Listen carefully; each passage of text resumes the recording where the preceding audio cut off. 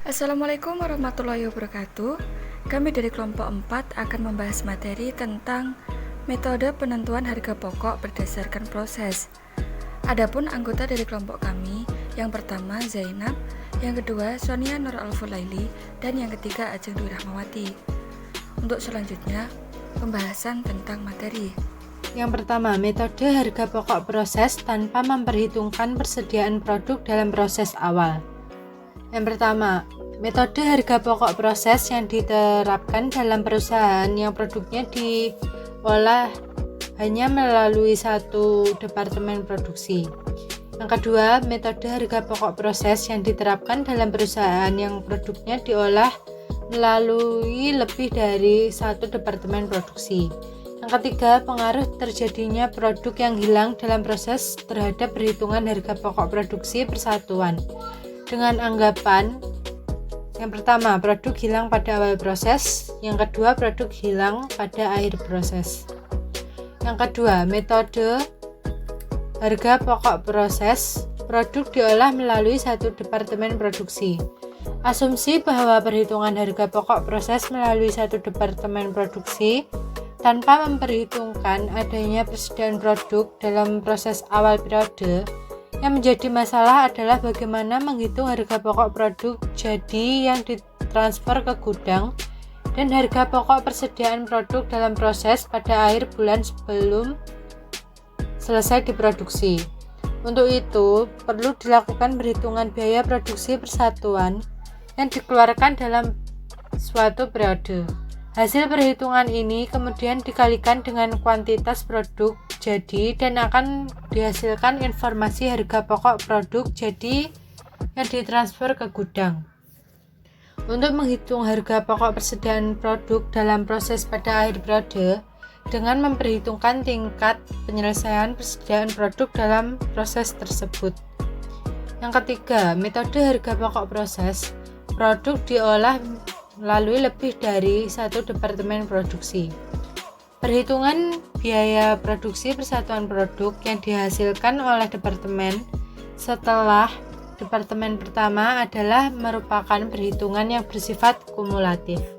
Karena produk yang dihasilkan oleh departemen setelah departemen pertama telah merupakan produk jadi dari departemen sebelumnya yang membawa biaya produksi dari departemen produksi sebelumnya tersebut, maka harga pokok produk yang dihasilkan oleh departemen setelah departemen pertama terdiri dari yang pertama, biaya produksi yang dibawa dari departemen sebelumnya, yang kedua, biaya produksi yang ditambahkan dalam departemen setelah departemen pertama.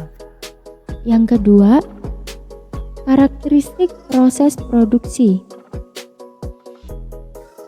Dalam karakteristik proses produksi ini ada 6 poin penting, yaitu A.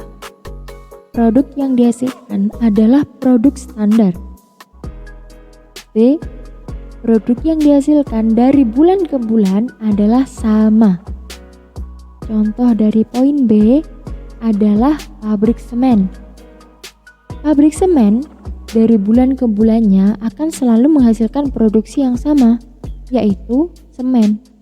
Dia tidak akan memproduksi hal lain di luar semen tersebut. C. Kegiatan produksi dimulai dengan diterbitkannya perintah produksi yang berisi rencana produksi produk standar untuk jangka waktu tertentu sesuai dengan poin A. D. Mengumpulkan biaya produksi per departemen produksi per periode akuntansi.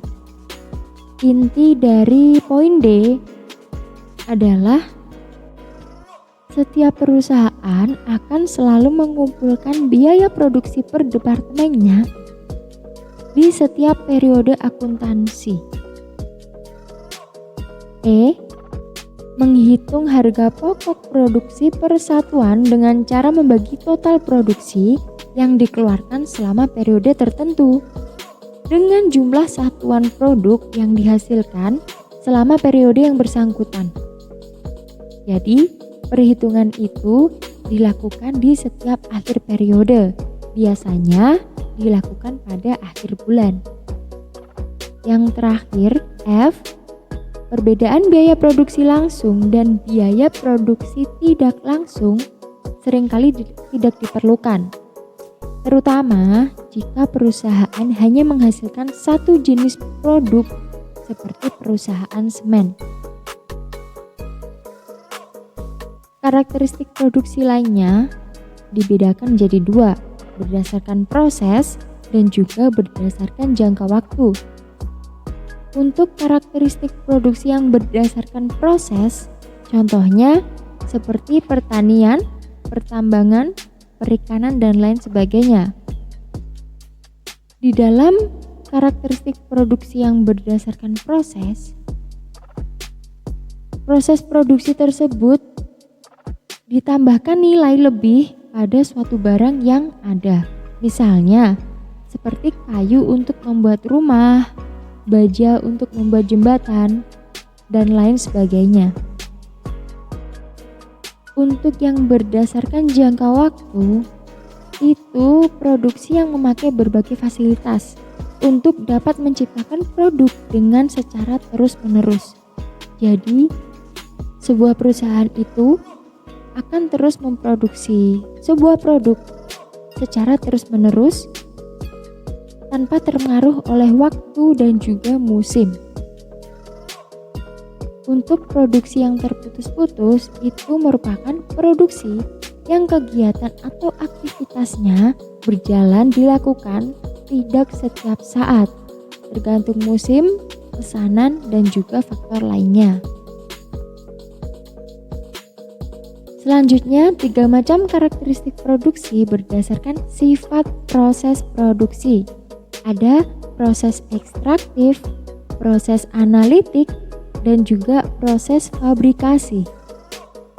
Untuk proses ekstraktif, kegiatan atau aktivitas produksi itu mengambil produk dengan secara langsung dari alam. Kemudian untuk proses analitik, kegiatan atau aktivitas produksi itu dilakukan pemisahan suatu produk untuk menjadi lebih banyak dengan bentuk yang mirip seperti aslinya, atau biasanya kita menyebutnya barang KW. Dan yang ketiga, proses fabrikasi merupakan suatu aktivitas mengubah suatu bahan baku menjadi produk yang baru. Ini biasanya bisa disebut sebagai proses daur ulang. Yang ketiga, pengaruh persediaan barang dalam proses pada penentuan harga pokok proses. Dalam suatu departemen produksi, produk yang belum selesai diproses pada akhir periode akan menjadi persediaan produk dalam proses pada awal periode berikutnya. Produk dalam proses awal periode ini membawa harga pokok produksi persatuan yang berasal dari periode sebelumnya yang kemungkinan akan berbeda dengan harga pokok produksi persatuan yang dikeluarkan oleh departemen produksi yang bersangkutan dalam periode sekarang. Dengan demikian, jika dalam periode sekarang dihasilkan produk selesai yang ditransfer ke gudang atau ke departemen berikutnya, harga pokok yang melekat pada persediaan produk dalam proses awal akan menimbulkan masalah dalam penentuan harga pokok selesai tersebut. Dalam proses pembuatan produk, umumnya bahan baku hanya dimasukkan dalam proses departemen produksi pertama. Departemen produksi berikutnya hanya menambahkan biaya konversi saja. Tetapi ada kalanya di dalam departemen setelah departemen produksi pertama, ditambahkan pula bahan baku ke dalam proses produksi. Tambahan bahan baku ini kemungkinan akan menambah jumlah produk yang dihasilkan dalam departemen yang bersangkutan. Tambahan bahan baku ini akan mempunyai pengaruh dalam penentuan harga pokok produk. Yang keempat adalah penentuan harga pokok tertimbang. Dalam metode ini, harga pokok persediaan produk dalam proses awal ditambahkan pada biaya produksi sekarang. Kemudian, jumlahnya dibagi dengan unit ekuivalensi produk untuk mendapatkan harga pokok rata-rata tertimbang. Adapun rumus dari perhitungan harga pokok rata-rata tertimbang Yang pertama, biaya bahan baku per unit.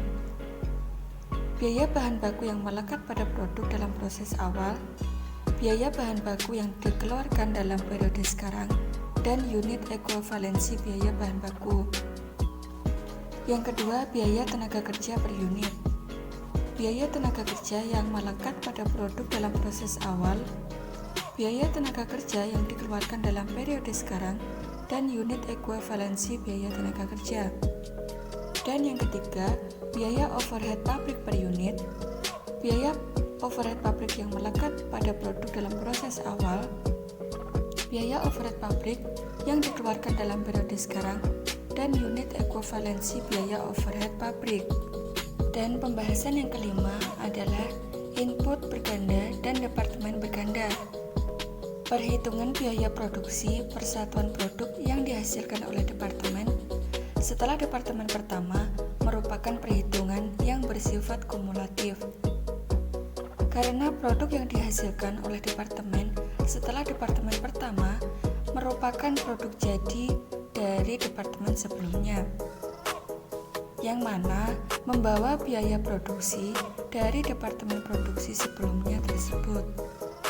Maka harga pokok produk yang dihasilkan oleh departemen setelah departemen pertama terdiri dari dua biaya produksi. Yang pertama, biaya produksi yang dibawa dari departemen sebelumnya. Yang kedua, biaya produksi yang ditambahkan dalam departemen setelah departemen yang pertama. Sekian dari kami, kurang lebihnya kami mohon maaf. Wassalamualaikum warahmatullahi wabarakatuh.